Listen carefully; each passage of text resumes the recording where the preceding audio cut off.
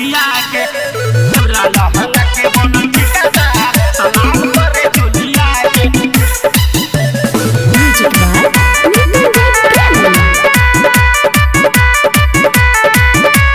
खतरा से ज्यादा मजा देवेला सखी हाँ देवेला सखी जे भी कुछ कहिला न ठानेला सखी हाँ ठानेला सखी बड़ा मजा आवे जब कोराबा में धरेला सखी रे भतारा उतरत भर लरेला अइले नतिया सखी दिलिया से हाँ दिलिया से देवरा लहंगा के बनल ठिकादार सलाम करे चोलिया के देवरा लहंगा के बनल ठिकादार सलाम करे चोलिया के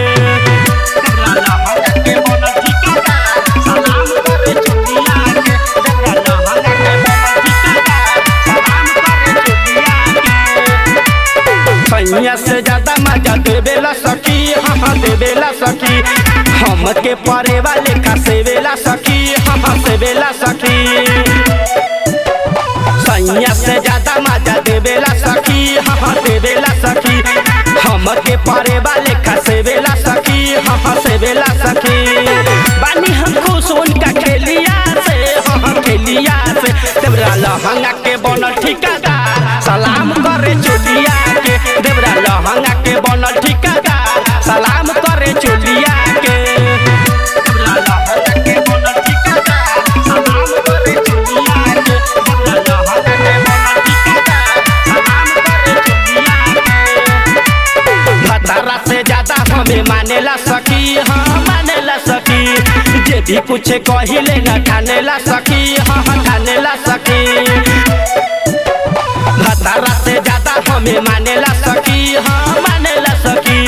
जे भी कुछ कहिले न ठानेला सखी हाँ ठानेला सखी नहीं ला जाए उनका खेलिया से हाँ खेलिया से देवरा लहंगा के बनल ठिकादार सलाम करे चोलिया के देवरा लहंगा के बनल ठिकादार सलाम करे चोलिया के देवरा लहंगा के बनल ठिकादार सलाम करे चोलिया के देवरा उपेंद्र पियकर हमें चाहेला सखी हम चाहेला सखी मन जाए मुड़िया कोराबा में धरेला सखी हाँ धरेला सखी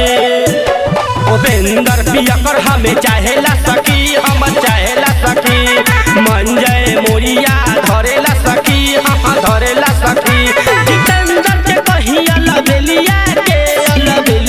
के देवरा लहंगा के बनल ठिकादार सलाम करे चोलिया के देवरा लहंगा के बनल ठिकादार सलाम करे चोलिया के